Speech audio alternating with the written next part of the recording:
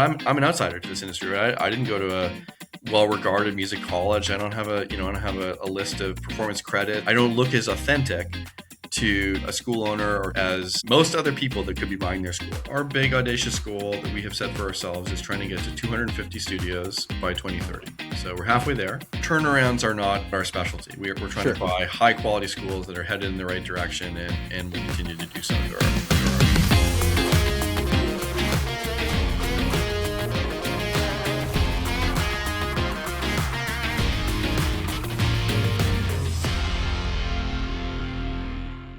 Before we get started, let me paint you a picture. It's 10 p.m. You've just finished teaching, and you're sitting at your computer manually sending invoice reminders and trying to coordinate makeup lessons. I've lived that life for years. Then I discovered Opus One, and honestly, it felt like hiring 3 admin staff members overnight. Parents could book their own lessons, payments happened automatically, and I could message everyone from one platform. That's how I found the time and energy to grow from one location to multiple locations with 1,000 students. If you want to scale without the chaos, go to opus1.io or check out the show notes for a link to request a trial. All right, now let's dive into today's episode. Well, Jeff Homer, welcome to the podcast. I so much appreciate you jumping on here. Tons of admiration for what you've done in our industry, but I'm excited to have a chat with you. Likewise. Thanks so much for having me. I'm excited to chat with you today. So you founded Ensemble Performing Arts, which is kind of this conglomerate, I guess you could call it, where it's sort of you develop sort of this roll-up strategy where you're buying up multiple music schools and even dance schools and really building an incredible business. And one of the things that I've just been so impressed by is that you really just kind of showed up in our industry like, what was it, about 6 years ago now, 7 years ago? Yeah, January 2019. 2019, yeah, 2019. And so I've got questions about this, but what makes it impressive to me is that you didn't grow up, if you will, in the industry and sort of, start your own thing and your own music school and build it and then start acquiring. You actually just came from completely outside of the industry and you started this strategy. So very fascinating and unusual. But I'm curious. So you're from Colorado, right? So I grew up in Calgary, Canada. Okay. I live in Denver. Colorado now. Calgary and Denver are very similar places. Okay. But yeah, born and raised in Calgary. Moved to the States to go to college. So lived in Boston for 7 years. Lived in New York City for a couple of years, and then settled back in Denver, and I've been there ever since, and that's where I got into the music school business. Okay, so you kind of landed in Denver, and that's sort of where you call home now. Correct. Yeah. Okay, what took you there? A job that didn't work out, but set my life on a very different trajectory because it set me looking for something else I could do with my time, and I came across a woman in Denver that had a music school that was looking for more of a business partner. She was a teacher by background, and I'm a student of music, lifelong student of music. Grew up playing the piano, was in my high school and college choirs, took drum lessons when I lived in New York. So I've always had this experience of being a student of music, but I play at like an intermediate level. So Sure. She wasn't looking for help from me teaching her students, but she was looking for help building a great business around a great student experience. And that's where I caught the bug. So but so until that point, music school was not on that wasn't in your mind at all. No, I'd had great experiences again as a student of music, Sure. but starting a business in that space was not something I had thought about until I met Dana. Sure. What was it? What was it about what was it that kind of got you that got you going? Yeah. So at this time, let me maybe paint a fuller picture. So after college, I worked in the finance industry for 10 years, and I was primarily doing investments in small and mid-sized businesses. So These businesses are typically growing really quickly. They have something unique that they offer, a product or service that is in demand and that's causing them to grow at a high rate. And that thing that they do is really unique, but they're generally experts at it. And what they need to support that growth is infrastructure that's pretty similar from business A to business B to business C. And so I got a lot of repetitions at working with small and growing businesses that needed help building that infrastructure that was common from, from company to company, because they were really expert at the thing that they did really well. I moved to Colorado. I took a job. Again, I mentioned that what I was promised and what I got when I showed up were not exactly the same thing. And so I started looking for other ways that I could spend my time. And I love many things about the investing profession, but I think one of the drawbacks is there's a layer of unreality to it where you're interacting primarily with a spreadsheet and forgetting sometimes that there are real people on the other side of those Yeah. numbers, the ones and zeros. And so I was really enamored with the idea of going out and looking to buy a small business. I thought it'd be a fun chance to get some operating experience, to interact with real people, real staff, real customers, and to serve my community. And I was just fortunate, like I was just lucky that one of the first opportunities I came across was a music school that was for sale. And like you mentioned, it wasn't like I wrote down, music school on my whiteboard and circled it and Right. said, this is my next great idea. I just walked into a great opportunity. And so to get back to answering your question in terms of what stood out about it was really, two things. One, I walked in and this just felt like a fun place to spend time, right? This is a really positive environment. There's kids coming in, they're excited for lessons. There's music floating out of practice rooms. There's, kids playing in different keys in neighboring rooms. And it's cacophonous and it's really fun. And it's a really positive place to spend time. And underneath that excitement and that personal connection to my, sort of brought, flooding back my childhood memories of sitting at the piano, and it kind of got me excited about recommitting to the instrument. There seemed like there was a really attractive business opportunity contained there, because many of the owners that we've partnered with since have a background where, they went to music college, they had a performing career, they're amazing teachers, they're so good with the students, but the business operational side was not their passion and was not their particular set of expertise. Yeah. And it is mine, right? I just mentioned that I spent 10 years building that type of gritty infrastructure on behalf of a grab bag of different businesses across different industries. And I looked at this and said, I can do this, right? I can help you run a back of house operation that is as good as our front of house operation. And that's what stood out to me as being really interesting, alongside, an industry I was passionate about in terms of, seeing the value of music education and the importance that had in my life growing up. So you were developing this really interesting set of skills, it sounds like. Before you even got into music schools, you developed this skill to be able to support, I'm assuming they were service-based businesses? Mm-hmm. Generally, Okay. yeah.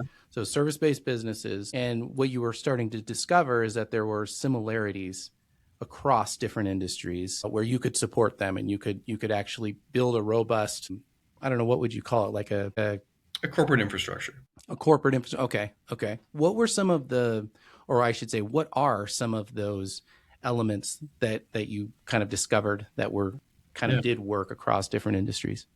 Yeah. And so when you think about what does a business need to thrive other than expertise at delivering its core product or service, it's a small set of functions. And it's actually, in my experience, the type of thing that an owner finds himself doing at 10 o'clock at night after the students have all gone home for the day, right? So Yeah. after you've done running the business and providing the service, the things you do at 10 o'clock at night are the things that the business needs to run, and that there's an opportunity to centralize because they're not related to student delivery, right? They don't affect the student's experience in the studio. And so in our experience, this is the sort of HR, who works here, right? So the hiring process, the qualification, the company culture, performance management, and ultimately, if there needs to be terminations or performance, so the whole HR process is Right. typically owned by the owner. Generally, the whole financial process, the owner has their hands in that, from collecting revenue to running payroll to banking to accounting and paying taxes. That whole revenue cycle management is typically an owner responsibility. And the last big one is marketing, and both because the owner is the only person, or the person in the building with the biggest incentive to care about growing the business, so they hold the biggest incentive to drive marketing, but also because it's a significant expense for the business, and so the owner wants to make sure that they have their hands on that. And so when we set up our shared services at Ensemble, we thought about needing to backfill those particular functions, and recognizing that when we go into a music school or today a dance school, they don't need our help to deliver a great student experience, but they need us to carry those things, right? So Hmm. help us attract and retain good teachers, manage and provide these career pathways for our employees, do great marketing, attract students, fill people's schedules, make sure that the community is thriving, handle the financial process A to Z, revenue, payroll, accounting, tax, compliance, etc. Make sure our IT systems work, our facilities work, that kind of thing. And that's what we've built a shared services function around. And today, I think we have 70 people that work in our shared services team. Like it's really become Wow. a large group of people, and it allows us to have experts, right? That do, Yeah. we don't need to be, jacks of all trades doing all of those things again at 10 o'clock at night. We can have people whose true passion is payroll, do payroll. And those people do exist, and we have the privilege of working with many of them. Yeah, I mean that's just so true though. Like when you think of the average small business owner, they they obviously have to do everything, right? Because it's just them. They don't have this big giant payroll. But it's usually the things that bog them down the most. I mean, I'm just speaking for myself actually right now, so let me just speak for myself. Like the HR is not something that I really want to be thinking about, right? Like I don't that stresses me out. I don't want to deal with HR or the bookkeeping or the taxes or any of that. And so I think that's pretty universal, though. I think most business owners didn't get into business to become HR consultants, unless that's actually their business, HR, Sure. right? But I Well, think that's a really interesting point. there's one layer deeper than that, and this is Michael Gerber's idea in the E-Myth, is that those things, as a business grows, those things that aren't the passion actually take the entrepreneur out of the thing they are Right. specifically really good at, right? So the Yep. Michael Gerber story is of the baker whose bakery grows and is successful, and all of a sudden the baker doesn't find himself making bread anymore. Right. And we work with a lot of music and dance school owners that don't work in the classroom anymore, even though that's their actual passion. And sometimes we're able to give them an opportunity to get back there. They've sold the business to us and they've stayed on, and they're just going to be a master teacher because that's what they actually are passionate about doing. So when you were first looking at this music school, and initially it was just helping your friend out, right? At what point did you realize, wait a minute, this might be the next thing that I do? Yeah.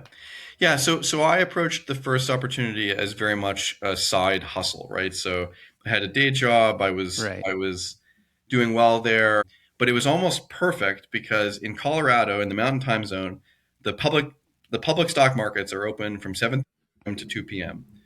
And here's an after school business that opens its doors at 3 o'clock. And it felt like it was going to be a really natural thing Stars aligned. that I could do both of these things, for a period of time. Once we did it once in terms of building out that infrastructure one time, in terms of when I met this business, it was a very pen and paper business. Hi, David, here's an 8.5 by 11 sheet of paper with your schedule for the week. Please check off each student that you see.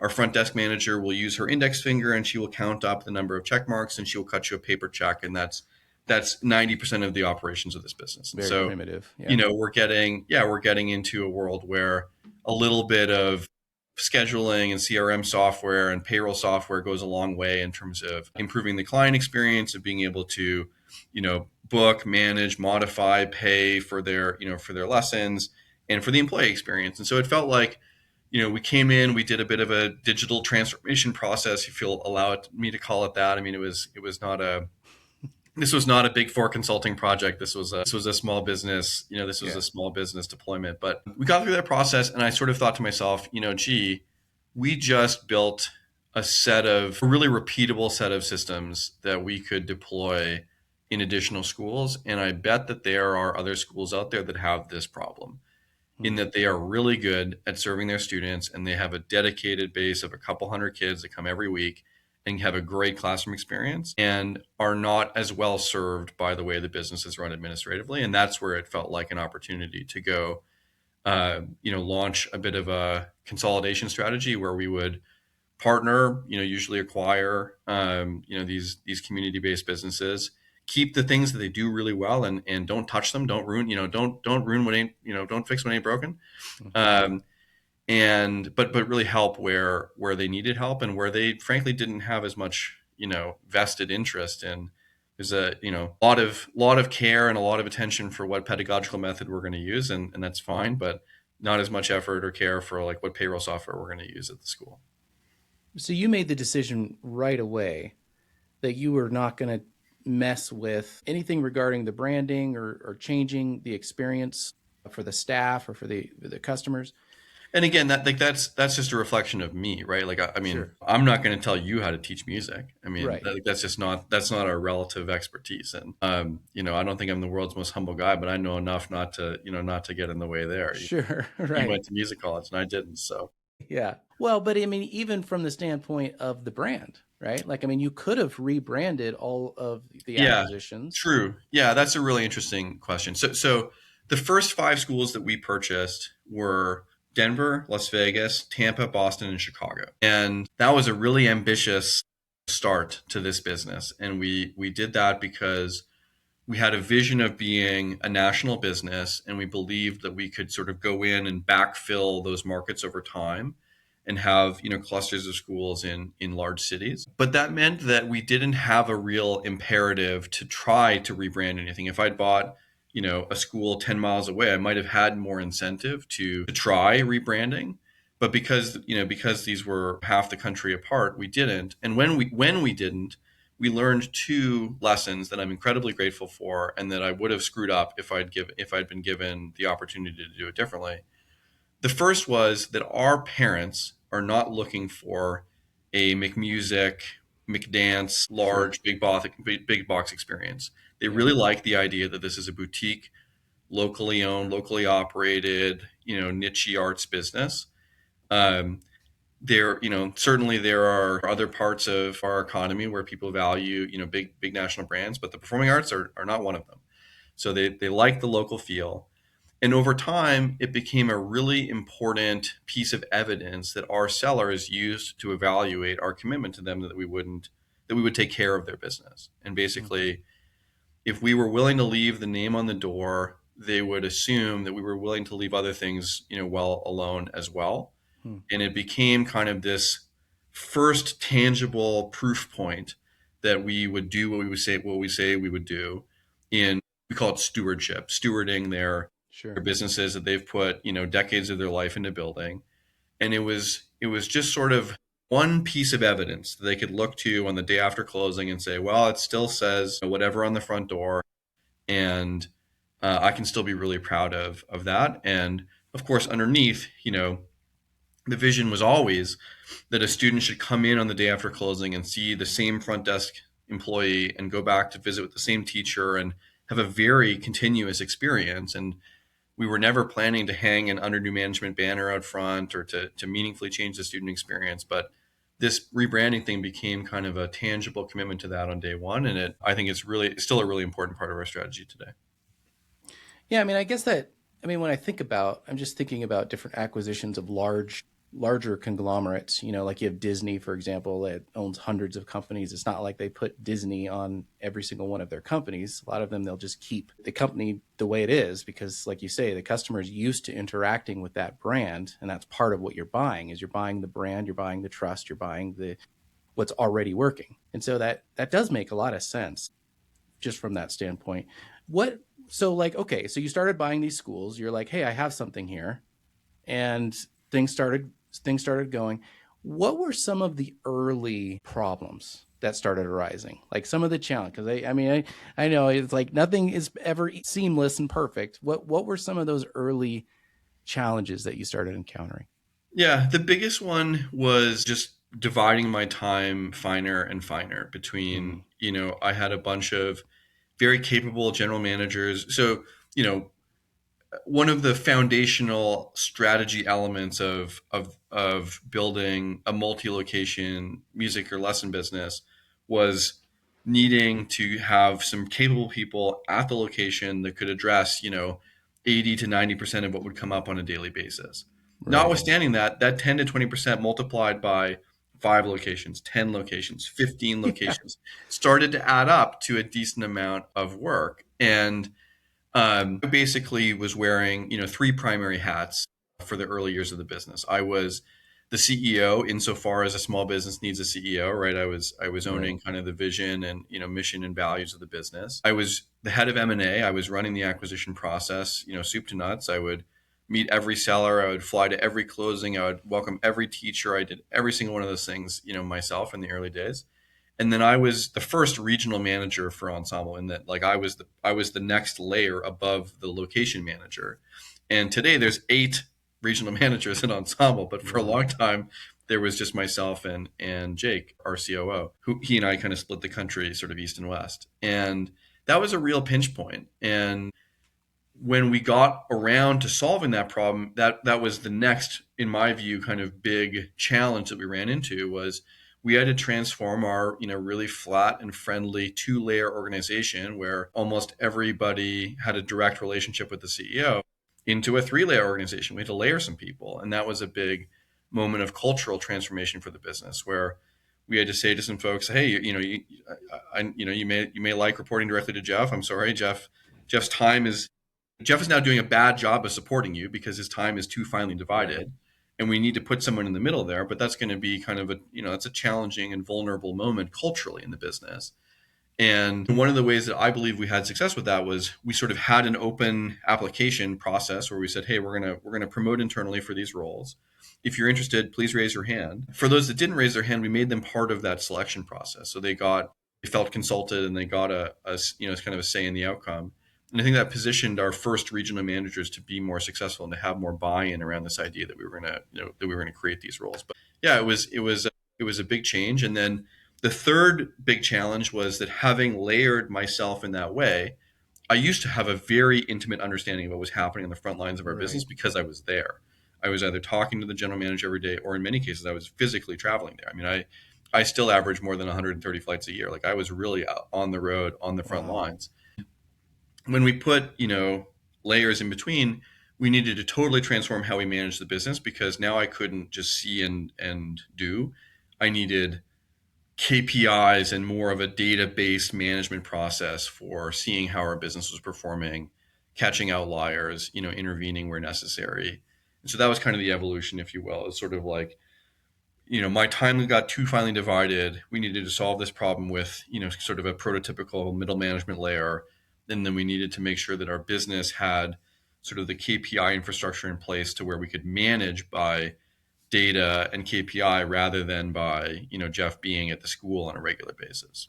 How did you know, without any background in the industry, how did you even know how a good music school ought to, like, how a successful music school ought to run, with the teachers and the culture and everything like that? How did you pick up on that so quickly? Well, I don't know that I did. I'm not sure that I really did. But if I did, the way that we got there was in a couple of ways. One, we saw some great businesses early on. I mean, some of the businesses we Okay. acquired early on were really well run. I mean, Sure. these were not, turnarounds, and these were not, sort of bargain purchases. We bought great schools from great operators, and I learned a lot from them about how the business works. The other is by looking for, places where we can make analogies or inferences from other industries, right? And so, yes, there's an element of a music business that's highly unique, in that a lot of expertise is required. And there's another framing in which this is a appointment-based service business, and there are dozens of those. And there's lots of Sure. examples we can look in for, like, how these run well. How we market personal services, might be very similar. And then I'm fortunate that I have the benefit of a couple hundred expert music teachers to deliver the services. I don't need to have the technical Right. expertise to do that, but I can leverage examples from other industries to think about how these businesses should run from an operational perspective. So all the acquisitions, all the different sellers that you worked with and negotiated with, were there were there any like any duds, any that you had to close up shop along the way, or? We still have never closed a location that we've acquired, and I'm really proud of that. Yeah, wow. That's not to say that they all went smoothly for a variety of reasons. Sometimes we had sellers that got to closing, thinking that they were done. And of course, that's, there's a transition process that's needed, and we needed some support to learn the business and to run the business well post closing. Sometimes there was a sense of, hey, I signed the LOI, and, generally, the LOI is sort of an informal agreement of what the deal terms are going to be, and the closing might be 6, 8, 10, 12 weeks later, excuse me.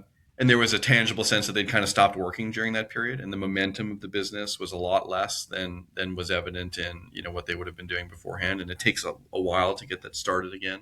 But generally, I think, we were fortunate in that we partnered with people that had a ton of pride in what they had built, and they Mm, wanted to see that handed off in a high quality way, and they wanted to see the brand that they built and the staff that they built be successful, and so they gave us their all, right up through the finish line, and handed us off, great storied community music schools and dance schools, and that we were able to continue to operate those for them in their absence.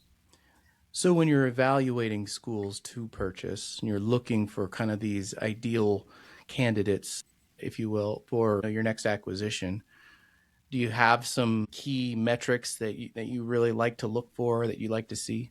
Yeah.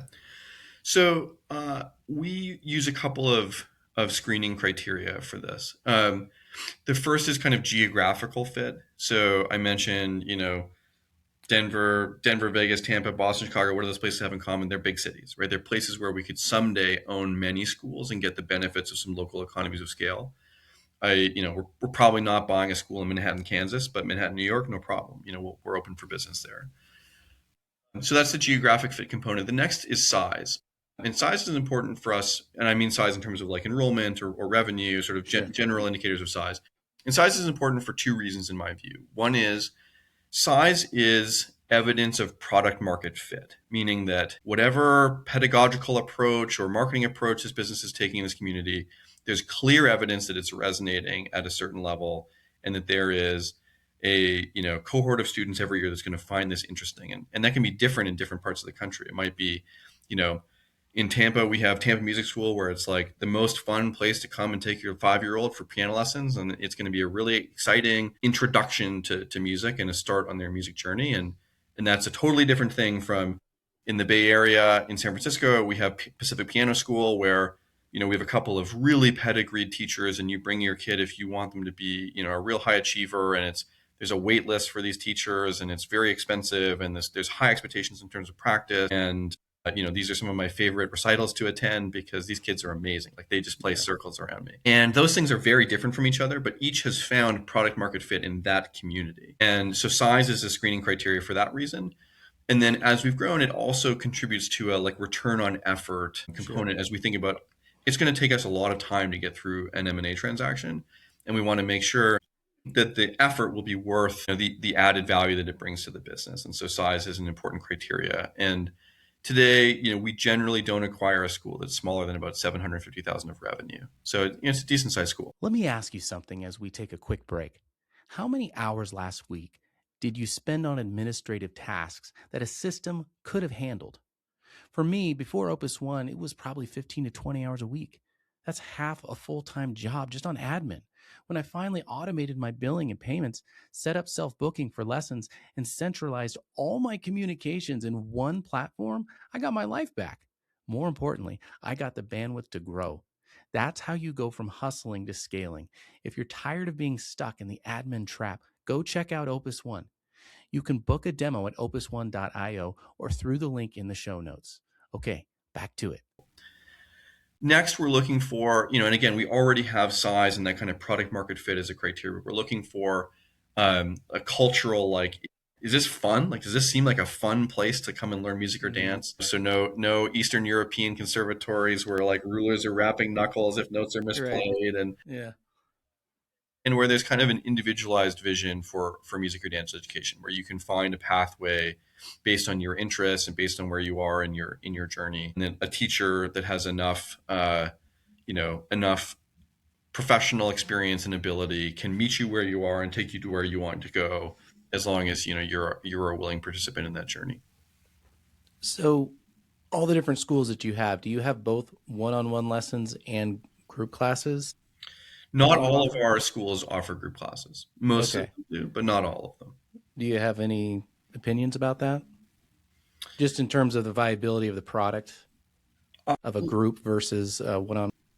so I'll give you some general observations from having, Sure. from a national portfolio. Yeah. Um, Group lessons are often very successful ways of getting students introduced to music in a music educational environment at a lower price point than private lessons. They can be great opportunities for enrichment for students that are already in private lessons and might want to play chamber music or a rock band or something that gets them playing music with other people and kind of hooks them into that private lesson experience. But groups are challenging in that students, especially young students, tend to progress at very different rates. And so it's hard to keep a group together, for a long period of time. And so across most of our schools, we use group classes either as an introductory gateway to private lessons or as an enrichment for students already in private lessons to find another dimension to their experience in our school. And I know that there are schools out there that have had success with, technology enabled group lesson programs that are more individualized and whatever, but we haven't had success with those things. Interesting. Yeah. Yeah. Because I've heard the same thing. We always focused on the one-on-one lessons. I always found the student retention rate to be better with that. And so long term, the actual lifetime value of that customer was higher because they were sticking around longer. Mhm. Um, and so the value of that customer was higher than even in a group setting where you're getting more per hour, but they weren't there as long. So The that other was the other nuance is a marketing one, right? So groups have to have start and end dates, right? So like if we're starting a group, it's got to start at the same time or close to the right. same time. So group marketing tends to be episodic, and so it requires more effort and more intervention than your private lessons are an evergreen. We'll sell you a piano lesson today, tomorrow, next week, next month, next year. That's an evergreen approach to trying to sign up a student, and there's less effort required to set that up and let it run. Yeah, that makes sense. That makes sense. What about student retention? Mhm. So, I mean, obviously, in a service-based business where it's a recurring membership, if you will, then retention becomes, or your churn rate becomes like a really, really important metric to be tracking. Mhm. How do you view that, and what's your approach at tracking that? Exactly what you just said. So we are a subscription based business. Gross additions, churn, and net retention are our health metrics, right? And they tell us whether we're doing a good job, and they tell us in which areas we're struggling, right? So we measure ads and churn separately because they tell us if we're doing a good job of sales and marketing. Right, And they bringing them tell us in. if we're doing a good job of service delivery. And there's kind of just no substitute for it, right? Because if and again, this is your report card for a teacher as well, right? If Sure. your Yeah. student is engaged and progressing and having fun and being challenged and playing music that resonates with them, like they're going to stay enrolled unless there's some kind of life event. And so being able to look at, okay, here's our teachers, stacked rank by retention.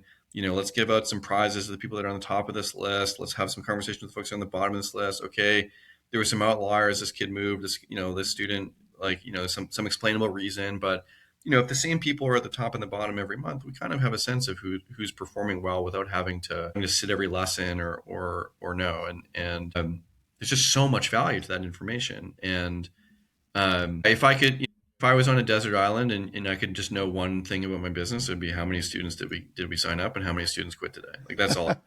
Yes. I love that. Yeah. What churn rate do you look for? Like, what's a healthy school, churn rate? So I mean, I think sort of like somewhere in the 95 to 97% like gross monthly retention is pretty Okay. typical. Like do we dip a little lower than that in May sometimes? But yeah, I think if we're churning more than 3 to 5% of our students every month, like we need to have a serious conversation about why and what's going on. And would you say that that's something that's in other industries as well, like service-based industries as well? When you're looking at the churn rate, subscription specifically, obviously, but is that pretty typical across different industries? So one of the reasons that SaaS software is an investor darling is because they can have there are great SaaS businesses that actually have negative churn measured in dollars because for an existing base of users, the the users that most of the businesses that use them are growing. So the ones that are growing add seats, and they may churn some logos, but there's more seats being added by the ones that stay than are being lost by the businesses Mm-hmm. that churn. And so there's actually a world where you see, net revenue retention is the metric that they refer to of like 115%, plus new additions to it. So there are businesses that are dramatically better, and then there are, I think I don't know, if you were to look at some personal services, Hairstylists, for example, my guess would be it would be much lower than that, both because they don't come back as often. There's more people moving in and out or whatever. So yeah, I think I think that metric is highly contextual to our industry. But I think across the country, we have a sample size of almost 100 music schools that we operate. It's pretty consistent that we're trying to get to 95, 96, 97, and you know if we're not in that range, we need to be thinking about what is it that's different about what we're doing here. Right. What's wrong, or what needs to be tweaked? Yeah. No, that makes sense. That makes sense. I find it really interesting because it was always like this frustration point, because it's never perfect, right? There's always something you can do to improve. But to have a standard or a baseline, I always figured 5% a month is where, like, drop rate, so 95% Mhm. retention. But like that was always my goal, was that 5%. So it sounds like that's kind of in line with what you're Yeah. saying. So oh, go ahead.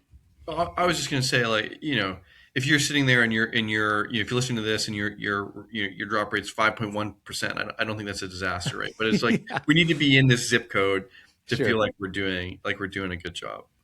Yeah, no, I think that's a great point.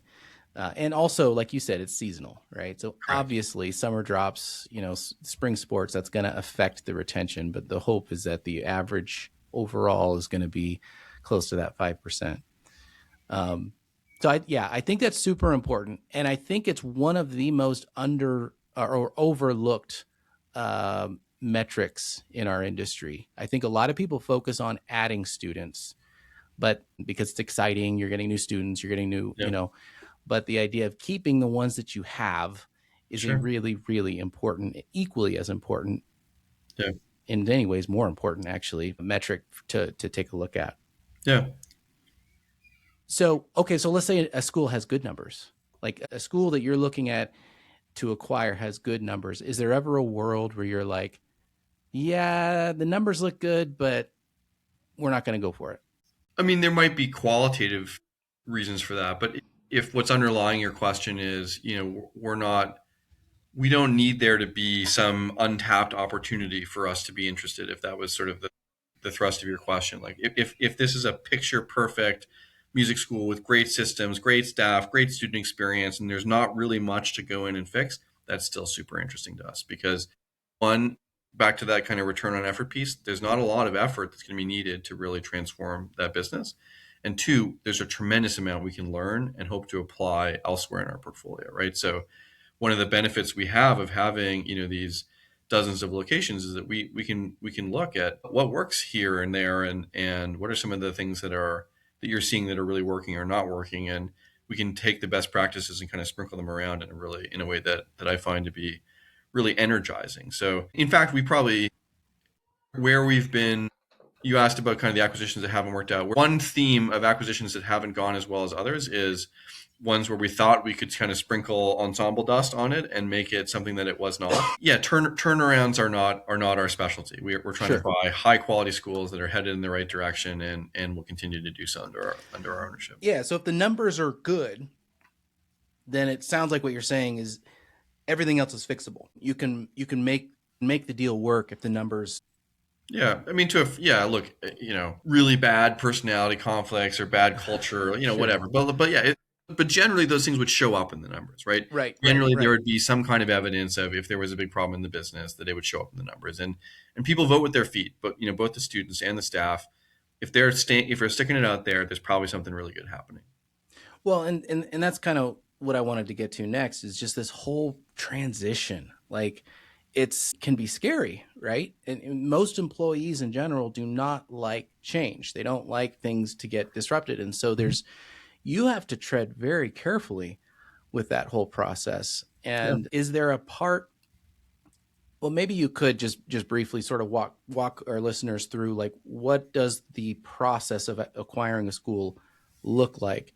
And then my follow up question to that is, where is it most vulnerable? Like, where do you have to tread the lightest? Yeah, super interesting question. So the macro view of an acquisition process would be sort of like three phases pre-closing, three phases post-closing. So Phase one pre-closing is like a get to know you, right? Like socially, does this feel right, like the right fit? Where are you at in your life? What is your motivation for thinking about potentially selling a business? Phase two is a discovery, sort of quantitative evaluation. So there's going to be some financial information that's provided. We're going to respond with, hey, here's what we think is a reasonable valuation for the business. Here's our proposal. That's all kind of, put out to get, put together. And there's a trust but verify element that goes into that as Yeah. well, where we're going to assume everything you say is true, but we're also going to check. And that's phase two. And phase three is kind of closing, like it's kind of fast and furious. We're working with lawyers. We're getting contracts signed. We're working really hard to get the deal done. So kind of, discovery, diligence, closing would be the three pre-closing phases. Post-closing, there's this onboarding moment, and that's definitely the most vulnerable in answer to your question. So this is the moment where we're introducing ourselves to staff, unplugging and replugging all the, merchant processing and electric utilities and all the things that need to get moved over to the new owner. Then there's kind of a stabilization period where we're no longer frantically, unplugging, but we need to look forward and think about, hey, how did you do, student performance opportunities? What are some of the fun, elements of your calendar? What are some of the things that we need to be responsible for that are, more forward looking? And then there's kind of like a glide path or kind of a steady state that we reach at the end of that journey.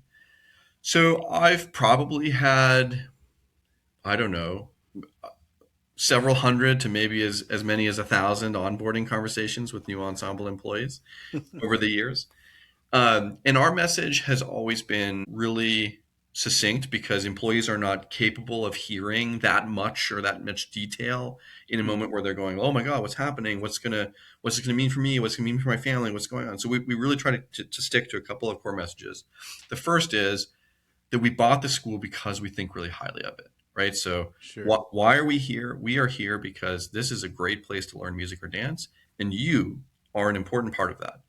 So, like let's try to take down the temperature in terms of this is Sure. a good school, you are a good teacher, and we want to be working in partnership with you for a long time. Two is emphasizing continuity. So, generally speaking, we're going to have the same front desk manager. We're going to have the same staff. We're going to have the same schedule. We're going to have the same pay rates. We're going to have the same cancellation makeup policy. Like, we're going to leave a lot of the bones in place. And so, we'll make commitments around, hey, the go forward on the ground leader of the business is going to be, so and so. And you already know so and so. So and so has been here for 5 years. They currently work at the front desk. Like, you like so and so. You can feel really confident that so and so is going to be a good standard for the culture and for the community going forward. And so you can kind of trust that there's going to be some continuity for you. And then the third message, and we just kind of hint at this, is about growth opportunities, right? Mm. So I know that you need to feel confidence in where we're headed, but when we get there, there are going to be opportunities for those of you that want something beyond the four walls of this business. So if you're looking for career growth trajectory where you could take on a corporate job, become a regional manager, be a GM at another school, like even just have growth in, compensation and benefits and 401k and healthcare.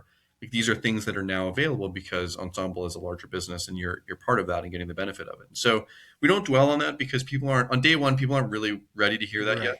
Yeah. But we want them to feel like there's going to be something in it for them. And again, it might be just as simple as like we're really good at marketing and we'll fill your schedule and you won't have lessons at 5 and 5:30 and 7:30 anymore. Like you're going to be full from 4 to 8.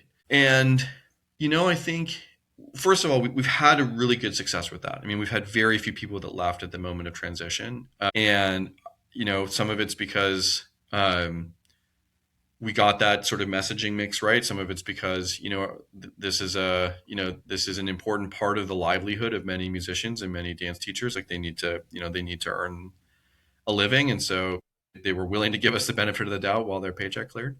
Yeah. Um, but the other thing that's changed over the last couple of years is that I stopped being the one that went out to many of these onboardings, and in my place, we sent some folks that had actually gone through it, right? So today, when we acquire a school, I can't go to all of them. And Right. so we often are sending like the regional manager for that area. And Mm. really regularly, they're able to say, hey, I joined Ensemble via acquisition. It's been really great for my school. It's been really great for me. I've had all these opportunities. And That's really different than me saying, "Hey, I promise that it's going to be a certain way." Yeah. Someone else saying it was this way for me is a Right. really authentic messenger for that. And so I think we're actually getting better at delivering that message over time. But you're totally right. It's a vulnerable moment. People are concerned about what it means for them and for their families. And in that moment, we try to just, kind of take the temperature down, emphasize what that we like the bones of the school, and that we want to be more about continuity than change in that moment. Hmm. How did you know that that was the message you needed to get? Like from the very beginning, did you have sort of that template from your past experience Yeah. that that's the Well, way you want to go in? it wasn't even past experience. It was sort of like, look, my biggest fear, even today in running the business, is that the way you framed up your introduction was very kind to me, but it also highlighted that I'm an outsider to this industry. Right? I didn't go to a well-regarded music college. I don't have I don't have a list of performance credits. I don't look as authentic to a school owner or to a teacher as most other people that could be buying their school. Yeah, And yeah, so I was really self-conscious about that. yeah. And so I really leaned into, you're an expert at what you do. And I promise not to step on your toes in that area. Right. But trust that I'm an expert in what I do, and that will have some value to you in sort of shoring up the administrative experience of working here, or taking lessons here. As a student, to this day, I still take a weekly piano lesson to this day. As a student, I understand the value of what you provide, and I want to support you in that, and I promise not to get in your way. Was there anything about the experience between the founder, like the original owner, and that conversation or negotiation? Was there anything that surprised you, um, that you needed to kind of tweak that you learned along the way? Well, something that continues to surprise me to this day is that for a lot of the folks that we do business with, price is an important consideration, but it's not the primary consideration. Hmm. Just being the high bidder is not enough to get a deal done in a lot of cases, because these are owners that have put, again, 10, 15, 20 years into building these businesses, and often working really closely with many of the people that have been there for a long time and are going to remain there, hopefully for a long time post closing. And they care deeply about not being perceived as selling them out into a bad situation post closing. And so they want to know, are you going to take care of my staff? Are you going to treat my students and families fairly? And not projecting, instilling confidence on that front is, in my experience, kind of that's the table stakes to get you to the table, and then you need to come up with a competitive price. Yeah. So there's an emotional component. Is that what Very you're much saying? so. Yeah. Yeah. Yeah. Yeah. It is interesting. I think that's really true. I know that was for me. Very much of a kind of a legacy that you're leaving. You know. Mm-hmm. Um, so, on that note, what is this? Where is this all headed for you? Yeah. What's the big what's the big thing you're chasing after? Yeah. So our big audacious goal that we have set for ourselves is trying to get to 250 studios by Wow. 2030. So we're halfway there. And that's a metric we chose to kind of just put something out there for setting expectations inside of our business about the pace and where we're going, and what we hope to achieve.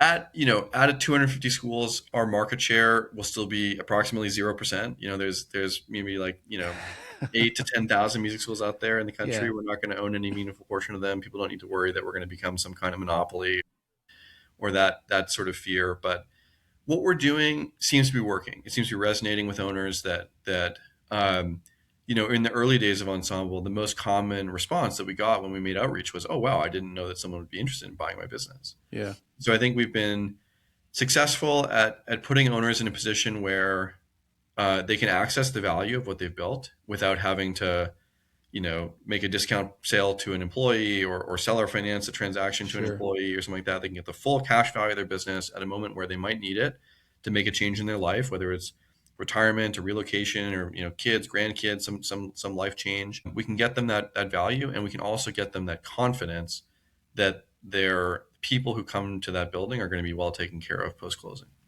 Yeah. Yeah. So we haven't even really talked about this, but the how do you value a business? What are the nuts and bolts? If someone's listening, they're thinking, huh, well, I wonder if my school would be something and what Yeah. it might be worth. Yeah. So we actually host a valuation calculator on our website. So you can go to ensembleschools.com and you can get a pretty good answer to this question. Um, but qualitatively, the way that we value a business, and I want to state at the outset that there is tremendous value that a music school is providing to a community in terms of the experience students are having and the impact that that has on their development and on the fabric of that community. Nonetheless, we need to place a monetary value on the business. And there's a couple ways we can get there. One is we can look at the fact that other businesses in our community transact somewhat regularly. The stores on our street sell, and we can look at what those sale prices, similar to how you value your house, like what's the best indicator of what your house is worth, what your next door neighbor's house is worth, right? So we Yeah. look at other businesses and what they sell for to get a good sense of what the valuation is for Main Street businesses. And of course, we've now done more than 100 transactions, so we have a really good sense for what the Yeah. market is. The way that we approach this is we work on recasting the seller's financial statements to show the true earning power of the business. Right? I don't recommend it, but it's really common that owners are running a lot of personal expenses through the business. There's Right.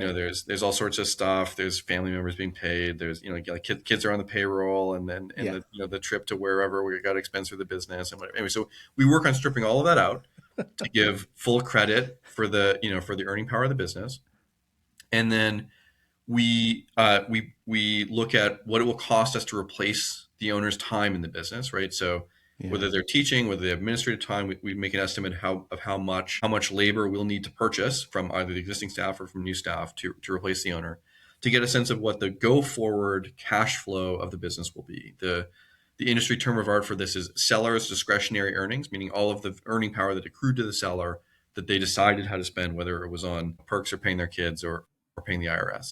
And then we use sort of that we get that cash flow number and we multiply it by a multiplier to get to the valuation. And the multiplier is where we use those comparable business transactions to get a sense of where the market is.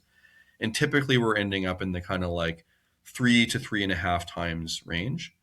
That number is contextual based on size. So larger businesses are much more likely to fall towards the higher end of that spectrum because they're larger. So there's that proof of product market fit. There's also generally more and better support resources in the business. So there's a larger pool of teachers. There's more diversity of students. There's more administrative staff. It's a more resilient, robust business, and so that tends to attract a higher multiple. But typically, we're going to live in that kind of like 3 to 3.5 times range once we've figured that seller's cash flow on a go forward basis.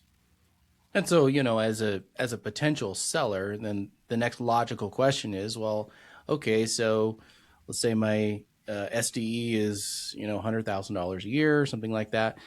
Um, how can I make my school more profitable, right? How can I increase that number? And so that's a loaded question, I know, but like when you're looking at a school, just any of your schools, and you're thinking, how can we improve our margins? What are some of the things that you're looking at? How are you improving the margins of your schools? Yeah.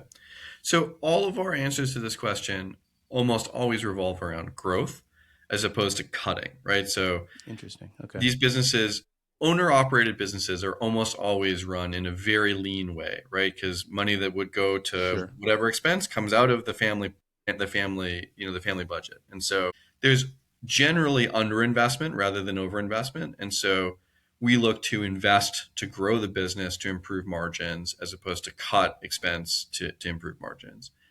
And some intuitive kind of math for why that's really powerful is, let's say that we are in a market where we're charging $80 an hour for lessons and we're paying our teacher $35 an hour for lessons. Our gross margin, meaning the portion of the lesson dollar that we keep, is more than half. And so as we and but like the margins for the overall business might be like 15% like low double digits is a very common starting place Sure. because we have rent and we have overhead and we have insurance Yeah. and we have all these fixed expenses. But when we add one more student, we don't have to add more rent, right? We've already paid for the building. Sure. And so even if we have a 10% starting margin, the next student that we drop in has a 50% incremental margin. We keep 50% of the next dollar.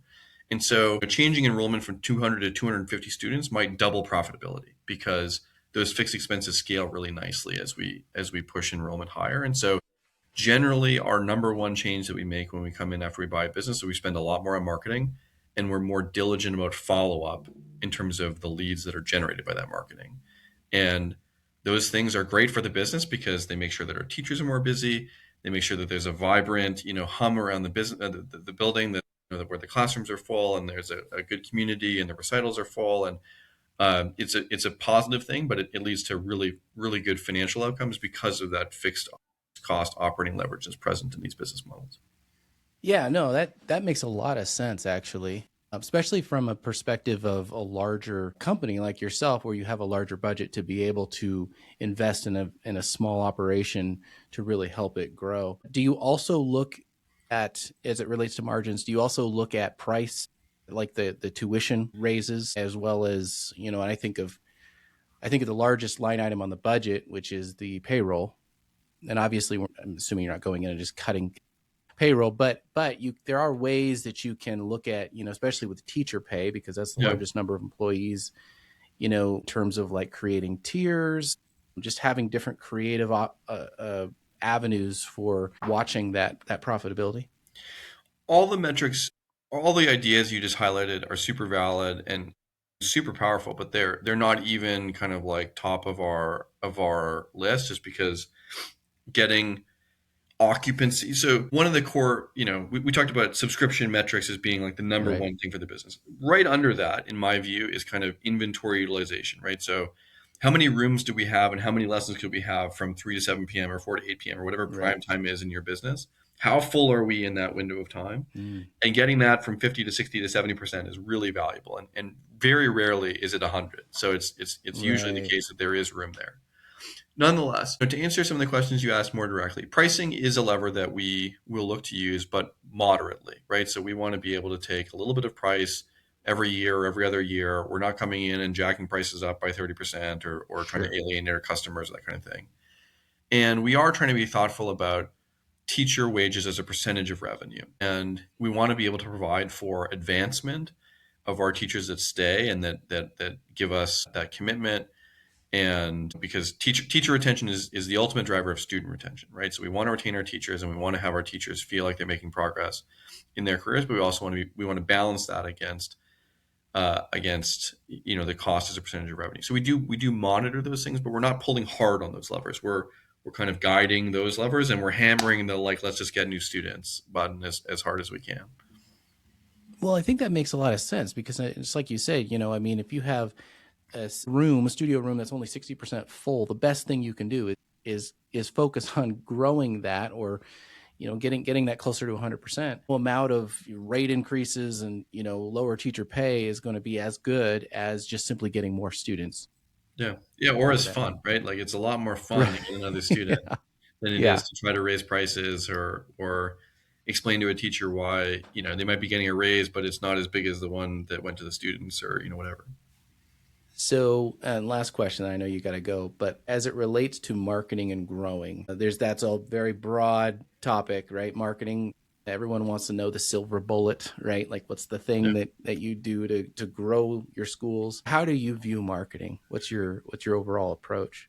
Yeah. So from a high level, our view of marketing is that we're unlikely to interrupt a parent's doom scroll on social media and get them oh, I should sign my kid up for lessons, right? That's not likely to be where we have success. And so we work on making sure that when people are looking for lessons, and we're fortunate that there's still a really robust backdrop of demand of parents saying, I want this experience for my child, we want to make sure that they find us. So with that in mind, there's a couple of strategies that are really relevant. We have a big SEO advantage at Ensemble in that we can sort of pool the equity in technical terms, the search weight that Google is giving us. We can pool that across our business units. And so every time we add a new school to Ensemble and we sort of give them the access to that Ensemble backend, we can see their organic rankings rise already. Hmm. We work on things like review campaigns, getting regular positive reviews for the business to show, especially we care most about Google, so let's care about Google reviews, right? So how do we get the engine, to prioritize our results first?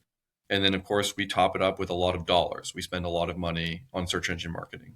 But from a base of, we want to be really good from a baseline search engine optimization perspective, but then we're going to top that up with media spend. And, we probably spend well over $1 million a year on Google at this point. It's amazing. And we have, that generates a lot of data in terms of like what works and what doesn't work from a targeting perspective, and then allows us to kind of like feed the machine. But that is probably less replicable for your listeners. But the basics of that, in terms of like, having consistent, asking for reviews on a consistent basis, making sure that we get a couple new 5-star reviews every month and they stay fresh. That part is approachable. The piece that everyone can do, and that I think will be very relatable to owners that are listening, is follow up. So if I were to characterize in my experience the average reaction of a music school administrator to a new lead that comes in, right? So, we spent a bunch of money to generate a lead via the website. Ding, there's an email in the inbox and it's a lead. The average response, in my experience, would be that afternoon, sometime, but not in a rush, but sometime that afternoon, that parent would get a very kind and empathetic and thorough response with a lot of information about the program and how they can sign up and all this kind of stuff. They would send that response, they would hit archive, and they would never think about that prospect ever again. Mm. And the difference between that baseline level of follow up, and one in which maybe we use a CRM to keep all of our recent leads like front and center at eye level for our administrator, and we set tasks so that when an email sequence comes, when a new lead comes in, it triggers a sequence where they need to get an email right away, and they need to get a phone call, and then tomorrow they need a text message, and we're going to follow up with these people for a period of time before we're not going to email them once and forget about them. We're going to follow up for a period of time before we agree that they're a lost lead. The difference just in that level of conversion, I don't care what your base level of leads that you're generating, the difference between what your front desk staff would do absent any intervention and what they can do and what they're delighted to do if we just build some systems to help support them in having success with outreach, is tremendously different. And I'd say that's probably the biggest and most accessible unlock that we do that I can offer. I love that you said that, because, I talk to a lot of music school owners, and it's always that thing. Like, it's like I said, like, what's the secret? Well, if there was a secret, then that's it right there. You're going to get leads. We're all going to get leads in our various ways. But the biggest thing that people don't get is they just don't. It's like, you have a lead. Like, you literally had somebody raise their hand and say, I'm interested. And then, and then you just let them walk away. I love that you said that, because it's so true. What is it? The fortunes and the follow-up, right? The late, great Jim Rohn said that. But it's so true. Okay, so since you brought that up, follow-up, what do you have, like,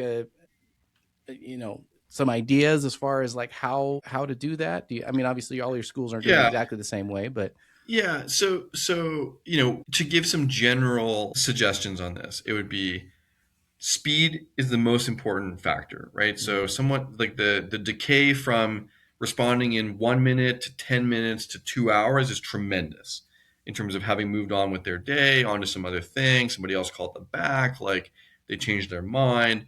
So speed is really important, and having your team understand that the speed is really important on a day when someone just called out and something like there's a delivery and there's stuff going on, but we got to get back to people quickly. So setting expectations and measuring, right? So we're gonna measure, we're gonna manage what we can measure. Like we're gonna actually start to look at how long did it take us to get back to some of these people, and then having, I think, an element of tenacity in our follow up. We're gonna follow up multiple times in multiple ways over multiple days, and just making it so that the front desk administrator does not need to come up with this playbook every day. We're going to make it for them. Getting our leads from our website to push to some kind of CRM where it's now in front of us and we can't forget about it, and where we can trigger some tasks automatically to, send an email right away, set the expectation that we're going to call them within an hour. We're going to text them tomorrow if they don't follow up. We're going to email them the third day. Like whatever that flow is Right. much less important than that there is one, and that we're going to, commit to following it and have a little bit of tenacity in our follow-up, because we're not cold calling some random person. We're calling somebody that asked us to reach out to them with information about lessons for their son or daughter. And yeah, we need to be tenacious in trying to get through to them. Well, and it's what I love about that too is it's not just email, it's not just text, it's not just phone call, it's all of them, right? Because everybody communicates in a different channel. Like they have a preference of the way they communicate, or it might be Facebook Messenger. I mean, who knows? But it's just, I think that's so important to, I love that you brought the whole follow up thing up because that is so often overlooked too, right? Because it's more like, well, what's your channel? Is it, what kind of Google ad are you running and this and that? And it's like, that's Yeah. not necessarily the most important thing. Well, and the positive feedback loop that gets created here is if you're really good at follow up, you'll be willing to invest more in the media spend to generate leads, right? So that this is how you get superpowers going is if you're confident enough that the leads you're generating will not be wasted, you'll be willing to spend more dollars to acquire leads. And those are kind of just one for one. Like you spend more money, you get more leads. Like that's a pretty direct correlation. But a lot of school owners have the like 50% of my marketing budget is wasted. I just don't know which half kind of fallacy, right? They're like, Right. they're just don't know that their marketing is working or that they're going to get results if they spend more. And so they don't. And I think if you can build a process that you believe in and that you see having results because you track them, then you'd be willing to incrementally invest in your media budget, which is where you start to see the real success. Right. Yeah, absolutely. Absolutely. Well, Jeff, thank you so much for being on here, man. This is amazing, amazing. And congrats on your success. I mean, what an amazing story. Almost like an accidental total career pivot. And it's just been, sounds like it's just been an amazing ride for you. It's been I've super fun. heard, I've lots of friends that have, sold to you and all have said very positive things about the experience. So what you're saying, you're actually doing. So on behalf of of the music school owners out there, thank you for joining our industry and really making the impact that you're making because I think it's been a very positive thing. No, thank you. That's really kind of you. I'm also really grateful to have been, sort of welcomed mostly with open arms. And yeah, I think, doing right by the folks that have entrusted us with their business has been a really important part of this journey. And I'm proud that I think our track record is really good. All right, thank you, sir, and hopefully we can do this again. I'd love to keep tabs as you're growing this thing and continuing to build the business. So many good lessons. Just going back, I just thinking about our conversation that we just like so many different things that we could even unpack more. So yeah, hopefully we'll continue the conversation.